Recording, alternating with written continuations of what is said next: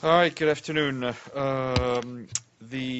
As previously announced, the Secretary General is in Montana in Switzerland, where he is attending the conference on Cyprus.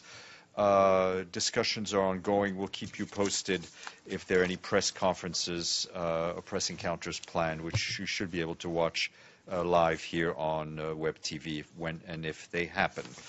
From Montana, the Secretary General will travel to Hamburg in Germany tomorrow morning to attend a two-day G20 summit. On 7 and 8 July, he will participate in sessions on topics including sustainable development, climate change, Africa, migration, health, and women's empowerment. The Secretary General is also expected to hold a number of bilateral meetings with world leaders at the G20. We will confirm those as they happen. And on the evening of the 8th of July, Secretary General will travel on to Kiev in Ukraine. On Sunday, July 9th, he will meet with President Petro Poroshenko and other senior government officials. The Secretary General is expected to be back in New York on the afternoon of July 10th. And starting tomorrow, the second Chiefs of Defense Conference will be held here at UN headquarters. Around 100 national chiefs of defense will attend along with military representatives from the African Union, the European Union, and the North Atlantic Treaty Organization. Also, force commanders from UN peacekeeping missions in Mali, Central African Republic, South Sudan, and the DRC will be present. Under the theme Meeting the Challenges, the conference will address political, strategic, operational, and support aspects of UN peacekeeping operations, such as rapid deployment, robustness of action, military women deployment, and conduct and discipline. The Chiefs of Defense Conference is part of a wider process to improve the overall performance of our peacekeeping missions. The conference will start at 10 a.m. Tomorrow and will be closed by the Deputy Secretary General just before 4:30 p.m. And from Mali, the UN mission in that country condemns the continuing ceasefire violations by the two signatories of the Peace and Reconciliation Agreement, the coordination for the CMA and the platform. These violations include movements of armed convoys, provocations, and even armed clashes, like the ones ongoing south of Aguelok. The head of the UN mission, Mr. Anadif, urged the leadership of both groups to put an end to these violations immediately. If violations persist, they risk undermining their credibility as partners in Mali's quest for lasting peace, he stressed.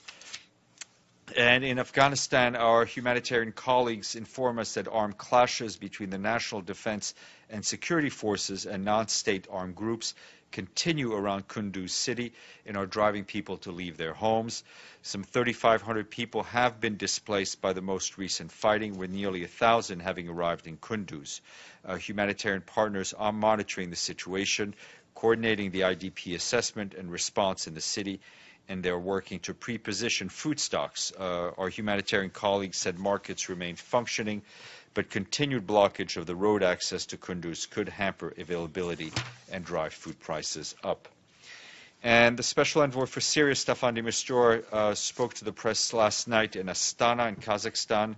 He said the UN appreciates the hard work of the so-called Astana guarantors and all of the countries involved in de-escalating the violence and strengthening the ceasefire.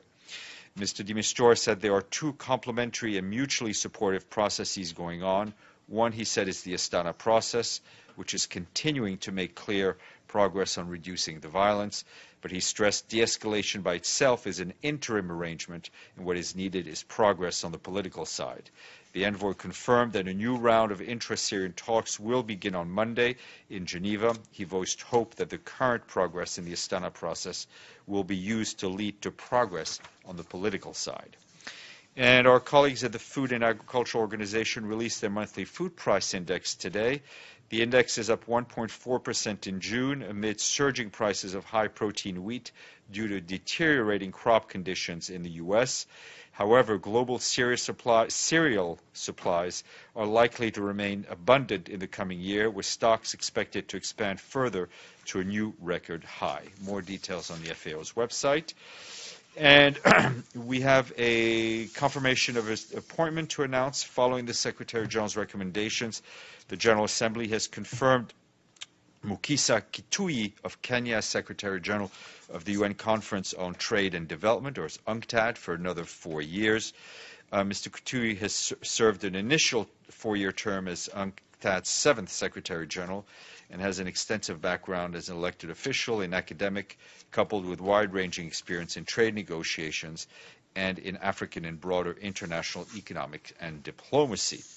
And we want to congratulate our colleagues at the UN Migration Agency, the IOM, for being honored with the Jacques Diouf Award for Global Food Security. The award is presented every 2 years to individuals or institutions that have made significant contribution to the improvement of global food security. And I was asked offline about our reactions to the ongoing tensions in Nagorno-Karabakh, and I can tell you that as the Secretary General underlined on June 22nd, we're increasingly concerned over the deteriorating security environment, including the most recent ceasefire violations along the line of contact in the broader Nagorno-Karabakh conflict zone.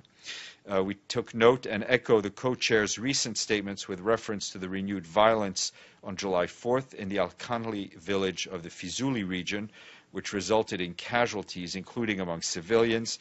We call upon the sides to refrain from any military action and strongly urge them to take immediate steps to de-escalate tensions and prevent further violence.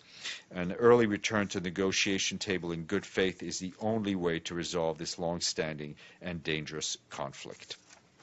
And at 3 p.m. in this very room, there'll be a briefing by Ambassador Elaine White Gomez of Costa Rica, President of the UN Conference, to negotiate a legally binding instrument to prohibit nuclear weapons, leading to their total elimination. And I will now take some questions. Yes, ma'am.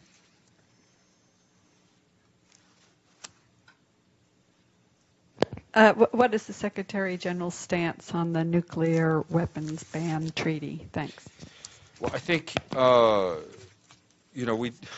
think want to acknowledge the overwhelming support by the states participating in the conference for the adoption of the treaty on the prohibition of nuclear weapons. The drafters of the treaty have sought to ensure that the treaty strengthens, complements, and reinforces the existing international nuclear nonproliferation and disarmament regimes.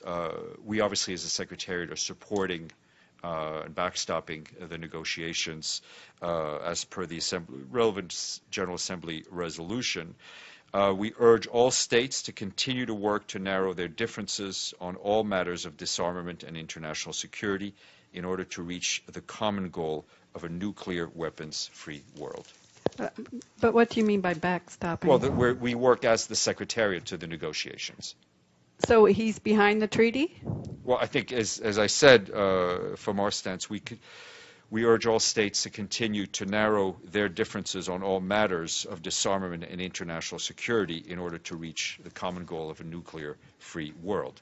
Our participation in the negotiations is our work as the Secretariat in helping the member states negotiate. So he thinks the treaty is a good idea. I think what I've said is that we urge all member states to keep working to reach a nuclear-free world. Farnaz. Thanks, Stéphane. I wanted to ask you whether the Secretary General has been involved in any of the North Korea negotiations. Has he made any calls to the Security Council ambassadors and members, and where he stands on this? I think the Secretary General was clear in his own statement and Mr. Yencha's statement in condemning the launch of the missile and urging the DPRK to abide by all Security Council resolutions. There are discussions that we're all aware in the Security Council. I have nothing to report that I can report on contacts that the Secretary General has had.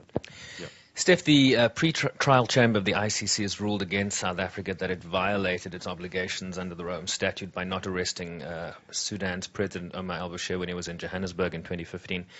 What's the Secretary General's reaction to the ruling and kind of the broader conversation that continues to be had about the jurisdiction of this court as it pertains to African countries in particular?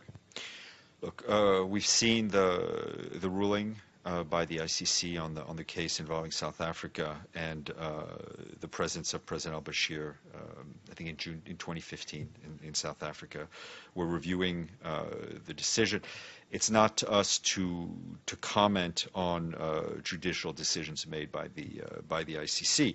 However, from our standpoint, we continue to reaffirm the importance of the court, of the ICC, as the centerpiece of a global system of international criminal justice. Mr. Lee. To ask you, I've asked you before about Zambia, but now President Lungu has moved to declare a state of emergency. And I noticed yesterday that the Secretary General actually, as it happened, met with the returning permanent representative of Zambia. What did the issue come up? Does the UN have any, now that things have moved to this stage, after the arrest and continued jailing of the opposition leaders, suspension of members of parliament? What about a state of emergency? Does this trigger anything? No, we're obviously aware of the situation in Zambia and the declaration of what is, I think, being referred to as a state of heightened alert. We're following the developments closely. For our part, we believe that tensions and differences in the country are better addressed through constructive and inclusive dialogue among all stakeholders, including with the opposition. The UN remains committed to supporting Zambia on its path to sustainable peace and development. Okay. I also wanted to ask you something. I'd asked you, maybe it's about 10 days ago, about this Mr. Gahomera of the Burundian military getting training, but you'd said from this very podium back in September, there was Alfred Mayuyu, if the name rings any bells.